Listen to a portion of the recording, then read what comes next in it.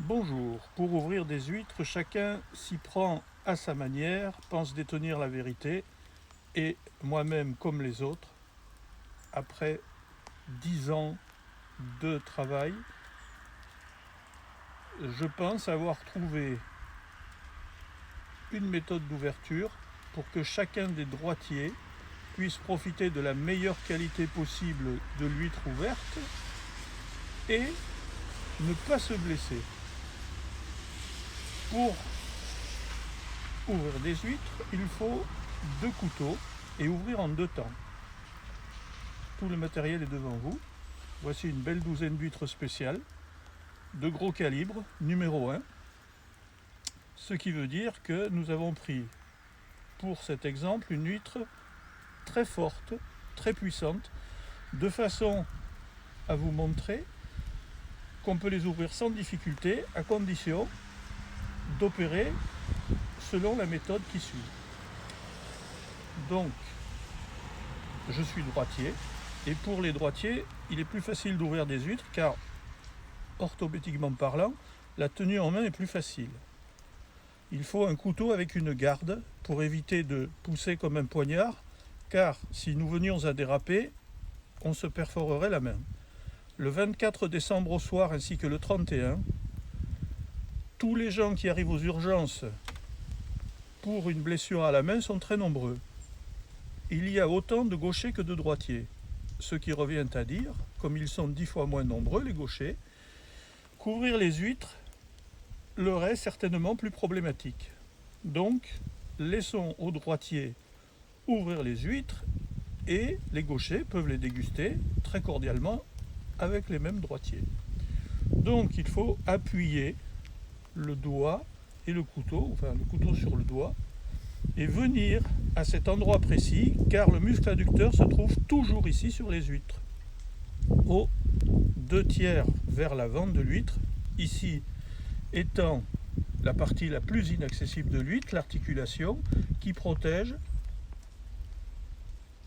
la partie de l'huître la plus fragile, comme une boîte crânienne.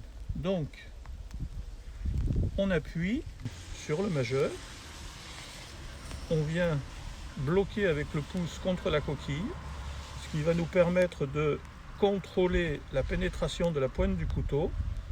Ensuite, on force pour pénétrer dans la coquille, c'est fait. Pour le moment, on ne touche aucune partie de l'animal, donc il n'y a pas de réaction. Ensuite, nous allons piquer légèrement le muscle adducteur, un petit mouvement rotatif et dégager immédiatement. Si la caméra s'approche en gros plan, on s'aperçoit que de l'eau commence à couler entre mes doigts. Que se passe-t-il à l'intérieur de l'huître? La coquille, qui est la maison de l'animal, est indéformable. L'eau qui remplit la coquille est incompressible, ce qui veut dire que si le volume de l'huître venait à augmenter et que nous bouchions l'orifice, la pression va monter, l'huître va se noyer comme un plongeur qui s'entraînerait dans un caisson hyperbare. Donc en sortant rapidement, on fait une petite blessure sur le muscle adducteur et maintenant cette huître est en train de forcer pour fermer la porte, car vous pénétrez chez elle. Elle va donc se fatiguer le temps que nous piquions les 11 autres, et ensuite quand nous allons revenir dessus, je vous garantis qu'elle sera fatiguée et vous n'aurez aucun mal pour l'ouvrir. Et on continue l'opération sur les autres en temps réel.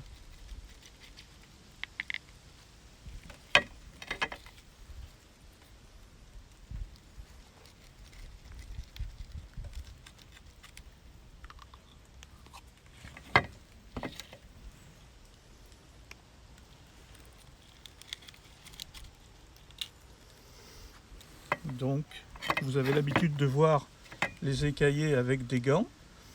Il est certain qu'on y gagne en sécurité, mais on y perd en précision, car l'épaisseur des côtes de maille ou des gants en caoutchouc ne permet pas un travail aussi précis qui lui permet de préserver une intégrité à l'huître. Effectivement, le bruit court que les huîtres fabriquent une deuxième eau. Et moi, je fais partie de ces écaillés très peu nombreux qui savent qu'une huître ne fabrique pas de l'eau. Il y a une coquille, il y a de l'eau de mer et un animal à l'intérieur. Et c'est tout. Si vous ne perforez pas l'animal, si vous ne le remplissez pas en lui faisant subir une surpression à cause du fait que lui ferme sa porte et ne veut pas que vous le pénétriez, eh bien vous n'aurez pas de deuxième eau qui se fabrique et vous aurez des huîtres en parfait état qui peuvent vivre encore de 2 à 7 jours sans avoir leur chapeau sur la tête.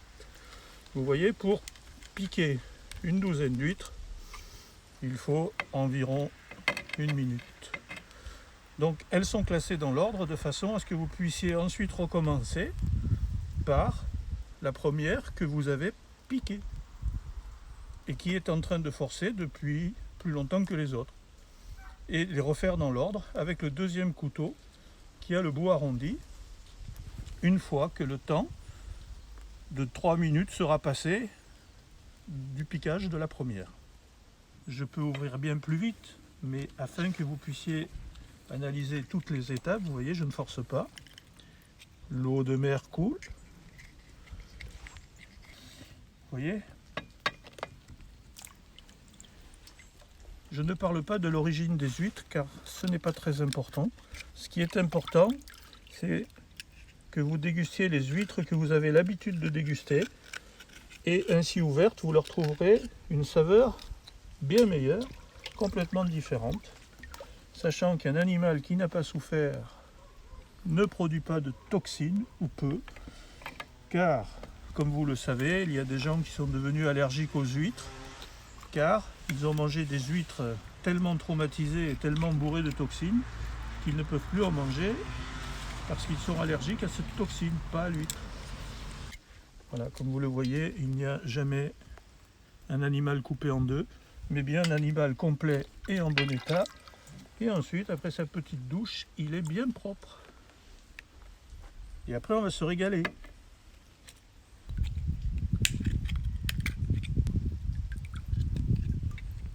Donc, vous verrez la différence de difficulté à ouvrir quand vous voulez ouvrir d'un seul coup. Vous avez une huître vigoureuse qui n'est pas fatiguée du tout et qui ne veut pas que vous rentriez chez elle.